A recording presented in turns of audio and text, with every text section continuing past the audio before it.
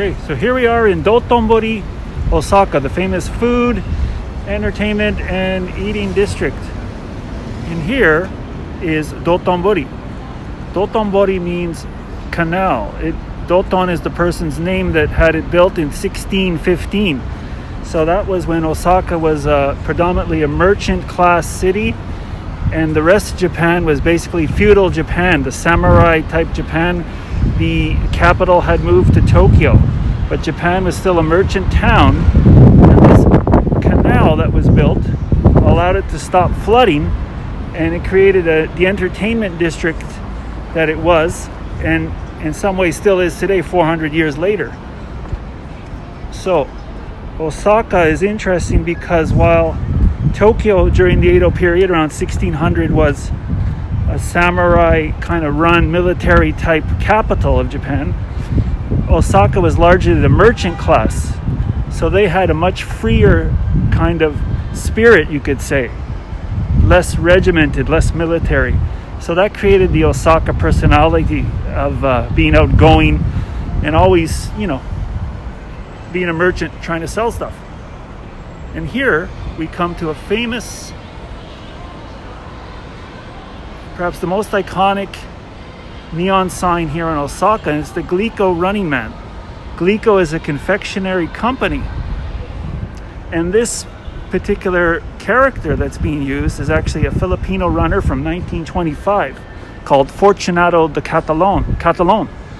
And he won a race back in Asia in the 1920s, and he looked so happy that the owner of Glico decided to use him, and he's been used since. And so we'll just keep walking. And here we have the famous Ebisu Bashi Bridge. Ebisu is the god of good luck, one of the 7 Shinto gods of good luck in Shintoism. And that bridge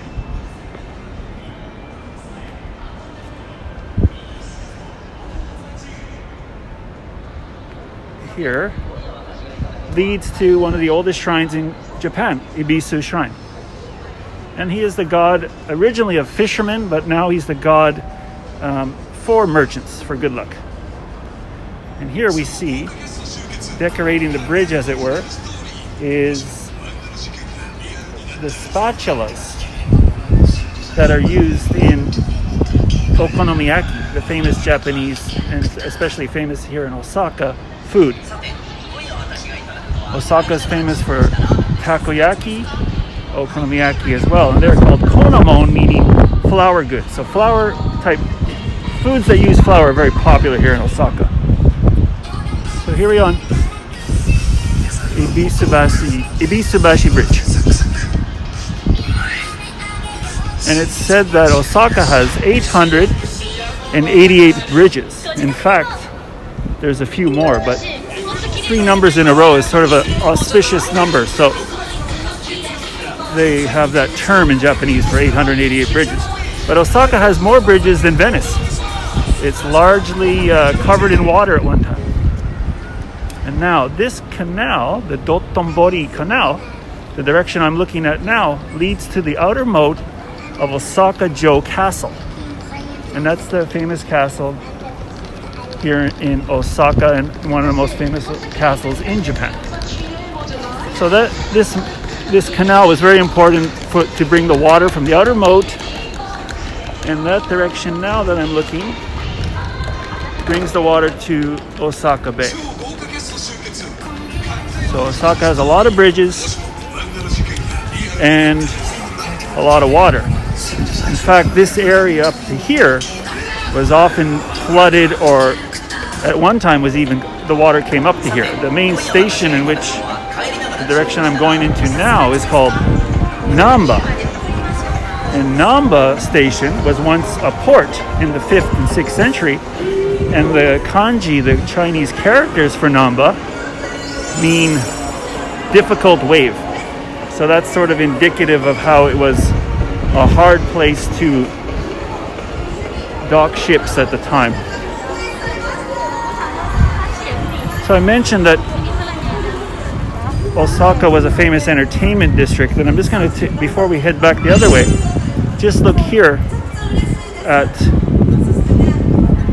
the last standing Kabuki theater here from early 20th century. And at one time, during the Edo period, there was at least 16 or so Kabuki theaters. That was a popular form of entertainment at that time. But this is the only one that's still standing, and it's kind of modeled after a building or architecture that you would find in Italy, apparently, but I'm not sure which building that is. So Kabuki was a very popular form of entertainment in Osaka at that time, and this area was an entertainment and food district. Basically anywhere near canals, because people kind of back in the old days would use boats to commute, and there was horses as well, but often boats. Wherever there was canals, you would find entertainment districts, and that's sort of where the term water trade comes in, as well as by the fact that they're serving alcohol as well, so it's kind of both indicative of a water trade. And here we have another famous landmark, is the Kanidoraku.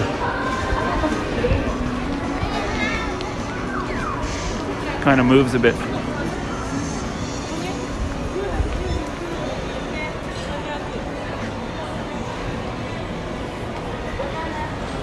And there's a lot of oversized signage for a lot of these shops. And that sort of relates to Kabuki theater as well, because they used to advertise their Kabuki theater with large puppets, almost lifelike size puppets outside of their Kabuki theaters.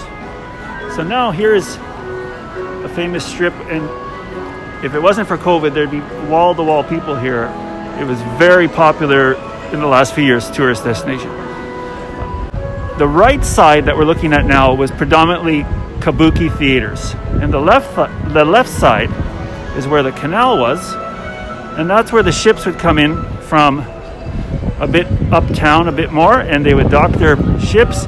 And these shops that are now on the left were actually kind of shops that would work in the sense of supporting the ships. They would dock them and charge a fee, and they would keep their ships overnight, and people would stay overnight and watch Kabuki theater in the morning. And here we have some more signage. We have the takoyaki, we have poison blowfish, a big sushi over there. Unfortunately, a lot of these places are closed until June 20th, and things will reopen a bit more.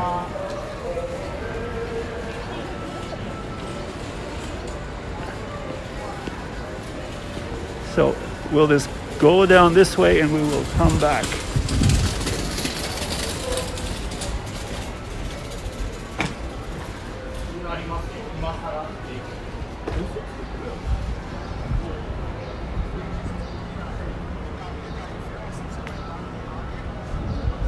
So this is, even when there was lots of tourists, coming down this little lane would be much quieter, and now it's very quiet. But what we're going to go to here is Hozenji Yokocho, which is Hozenji Temple Alley, and the temple and shrine itself. Very picturesque little spot just in the middle of the city here.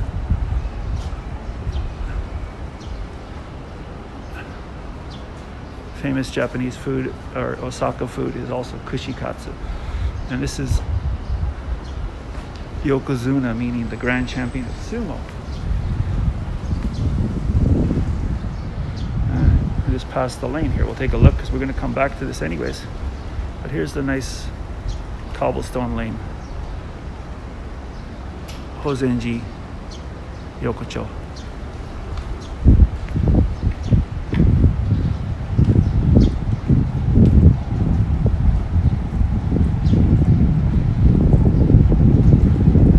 First day this year that it's been 32 degrees.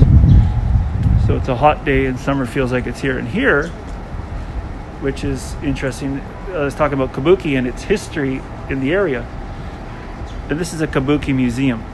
So it's kind of, guys look like this. It is only men actors. Originally it was only women, but that changed, and then they allowed children, and that changed, and then it became only a men's profession. So you had men that specialized as being women and being men in various different characters. But it was over the top gestures, makeup, and generally acting. Everything was really over the top. So it's quite a spectacle. And here we come to Hozenji Temple. So let's go take a look. And here is also an interesting spot because we have this deity, Fudomyo, and she is a deity for also nicknamed Mizukake, meaning you throw water onto this deity when you pray, which is something you don't usually do. But since the water trade in a lot of restaurants, people would throw water onto this deity, and that's why she is covered in moss, because everyone always throws water when they make their prayer. Usually you just clap your hands and you say your prayer, but it's said that at this particular place, someone once had a wish that was so strong that they threw the water onto the deity, and her wish came true. So everyone thought that's what you had to do at this temple.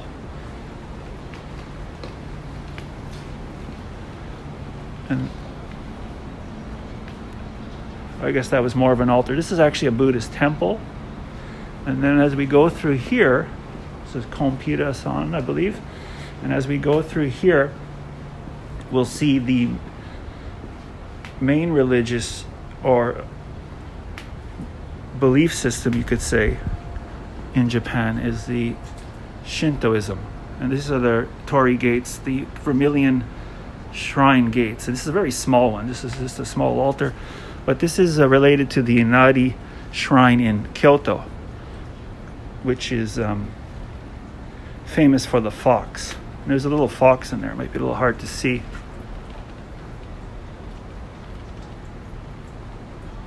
So that's the temple area. Buddhism, of course, comes from India through China and Korea, and it came here to Japan in the 5th, 6th century. And they basically coexist in Japanese people's lives even today. And as we come back to the Hozenji alley, this is a sushi shop, but this has an interesting ball hanging outside. This is a sugi dama, and this sugi is spruce, so it's now brown and dried out. But when it's first made after the rice harvest in autumn, it's a very green color.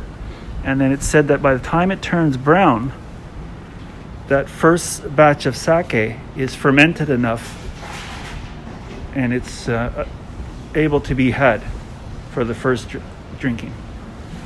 And we'll just keep going down here. We have some nice restaurants. And here's the okonomiyaki restaurant. Many of them are closed at the moment. And we could just keep going on out, but we're going to take a left here and go back to that Dotonbori oversized signage type place. And here we have an interesting little alley that sort of depicts the history of the area. So one of the reasons that there's only one remaining Kabuki theater when one time there was 16 is not only because the popularity probably has gone down, but this whole area and much of Osaka, as it was an industrial and merchant center even during the Second World War, was heavily bombed by the Allies. So almost everything was destroyed. There was hardly anything left. But this sort of shows some interesting little artwork and pictures of how things used to look. That's an actual picture of the canal. This is one from Meiji Year 3, which is basically 1890.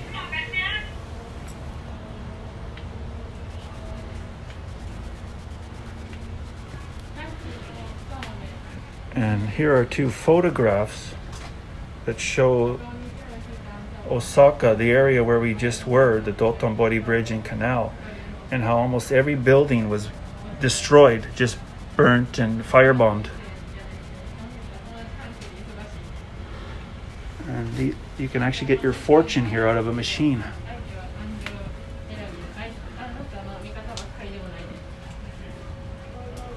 So you got a mini shrine here as well. Oh, sumimasen.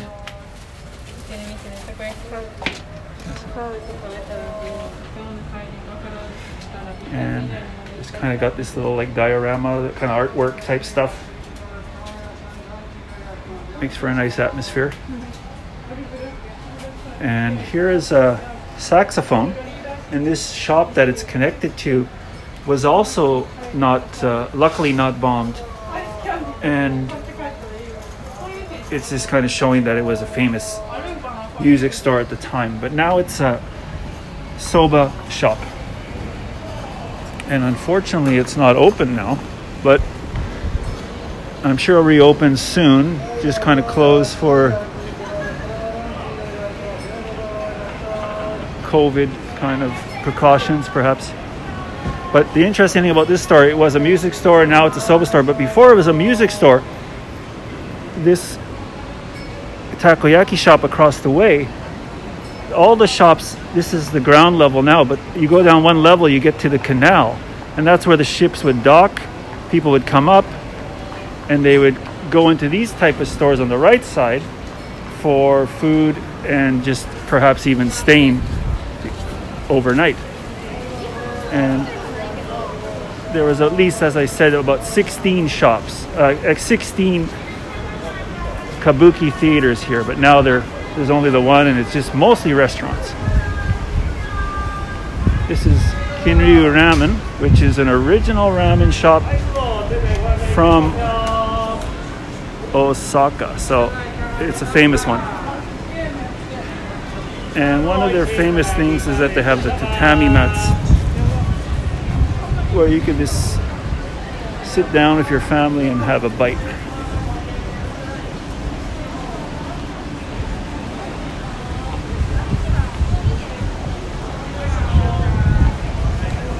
And here is the Senichimai shopping street. And this particular shopping street, this goes back to the Namba station. And there's lots of ramen shops down this street.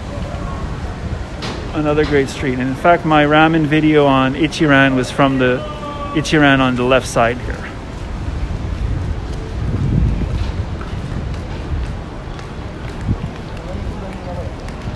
And Dotonbori, this continues, but we'll just go here and we will just go back to the canal, take another look at the canal. Dotonbori Canal.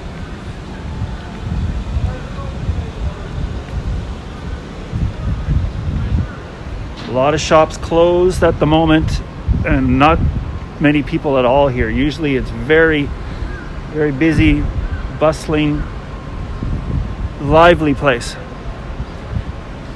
So hoping that it gets back to normal, at least the shop owners are.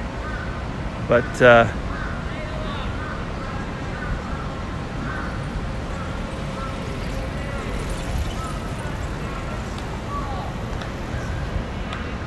that's the canal. And that was just a little bit of Dotonbori. Definitely have to come back here one time and just try out some of the specialty foods in the area and just do a food tour of Dotonbori.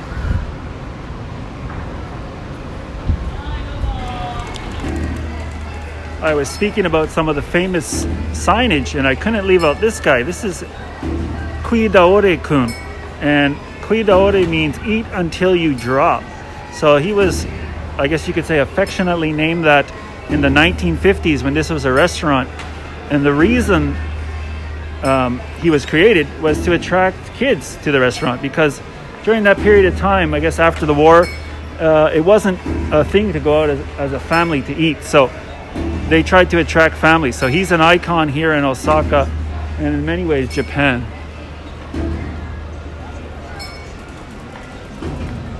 Thank you for watching. Please like, subscribe, and feel free to leave a comment.